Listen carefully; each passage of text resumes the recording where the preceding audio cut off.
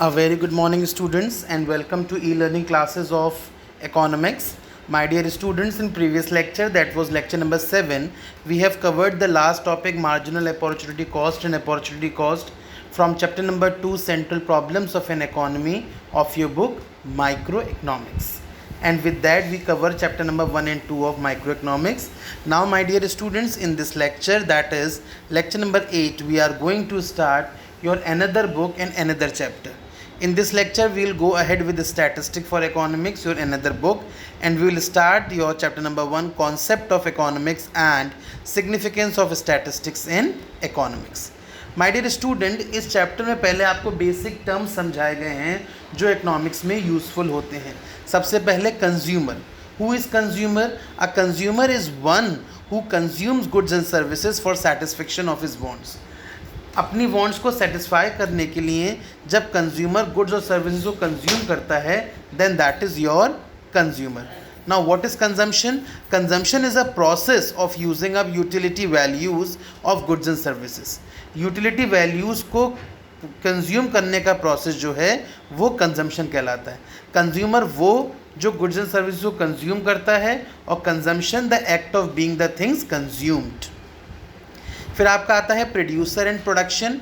इसका vice versa, producer वो होता है जो गुड्स एंड सर्विसेज को प्रोड्यूस करता है या सेल करता है, and production is the process of converting raw material into useful things. और प्रोडक्शन क्या है? प्रोडक्शन एक प्रोसेस है जिसकी हेल्प से रॉ मटेरियल को यूजफुल थिंग्स में कन्वर्ट किया जाता है for the process of production. Next is saving and investment.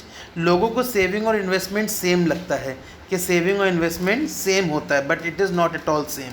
Saving is that part of income which is not consumed. जो इनकम का पार्ट हम कंज्यूम नहीं करते हैं वो सेविंग कहलाता है. और इन्वेस्टमेंट क्या होता है? It is the expenditure by the producer on the purchase of such assets which help to generate income such as plant and machinery.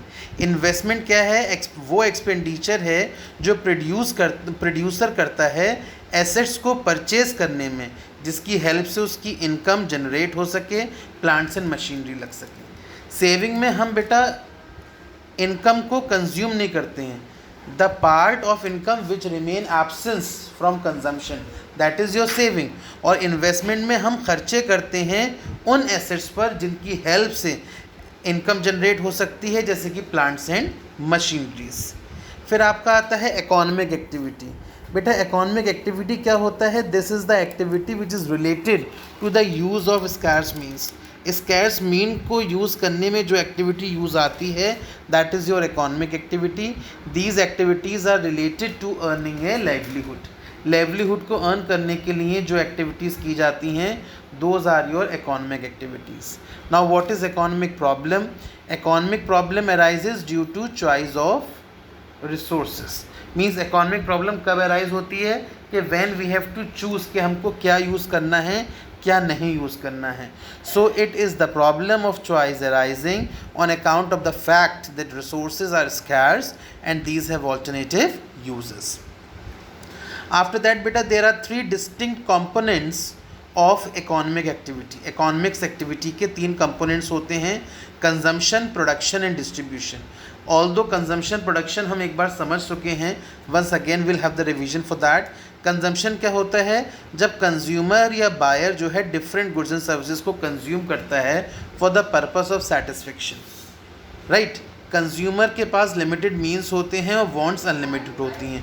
तो उन लिमिटेड मीन्स में से जब वो रिसोर्सेज को एलोकेट करता है for consumption of goods and services, that is your consumption.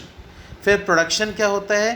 Producer के पास भी लिमिटेड मीन्स होते हैं, and with the help of those limited means when producer produces wide range of goods and services in the factories of firms, that is the production. Production is always done with maximization of profit and minimization of cost. इस theory को हम, इस behaviour को हम production theory या production behaviour भी कहते हैं, when we maximizes the profit and minimizes the cost of production. फिर बेटा आपका आता है distribution. What is distribution? It means distribution of income. जब तक बेटा इनकम का डिस्ट्रीब्यूशन नहीं होगा, जब तक बेटा सॉरी, जब तक इनकम का डिस्ट्रीब्यूशन नहीं होगा तब तक आपका there will be no distribution of GDP among different owners. जब तक आप इनकम को डिस्ट्रीब्यूट नहीं करेंगे तब तक लैंड, लेबर, कैपिटल, एंटरप्रेन्योरशिप, किसी चीज़ का भी डिस्ट्रीब्यूशन पॉसिबल नहीं है। If you have the distribution of all the factors of production like land, labour, capital, entrepreneurship, so you have to make the distribution of income और GDP. This is known as your distribution theory.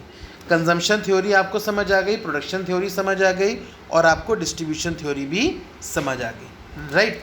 After that we are having microeconomics and macroeconomics, although this is not a topic to teach you again because I have already taught you this in chapter number 1 of microeconomics. Microeconomics क्या होता है? Deals with the issues and problems related to individual units. And macroeconomics क्या होता है? It is the study of economic issues or problem at the level of economy as whole. जब हम किसी individual की एक्टिविटीज़ को स्टडी करते हैं that is your micro economics, जब हम एज अ होल स्टडी करते हैं that is your macro economics. So my dear students, statistic के फर्स्ट लेक्चर में आपको इतना ही। आपको consumer, producer, consumption, production, saving, investment, components of economy that is consumption, production and distribution, economic activity, and along with that micro macro, all is clear. That's all from this lecture. Thank you and have a nice day.